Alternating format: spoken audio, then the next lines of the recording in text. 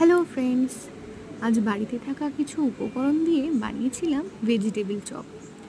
আমি জানি তোমরা বাইরে থেকে কিনে অনেকেই ভেজিটেবিল চপ খেয়েছো বা বাড়িতেও অনেকে বানিয়েছো। তো একবার আমার মতো পদ্ধতিতে তোমরা অবশ্যই ট্রাই করে দেখতে পারো। আশা করছি তোমাদের ভালো লাগবে। আর হ্যাঁ, এভাবে বানিয়ে তোমরা একটা এয়ারটাইট কন্টেনারে করে প্রায় 1 থেকে 1.5 মাস ফ্রিজে তোমরা সুন্দরভাবে স্টোর করে রেখে দিতে পারো। আর যখনই ইচ্ছে করবে অতিথিদের খাওয়াতে পারো। আশা করছি তোমাদের ভিডিওটা ভালো লাগলে অবশ্যই একটা লাইক করে দিও এবং চ্যানেলটিকে সাবস্ক্রাইব করে দিও। টাটা।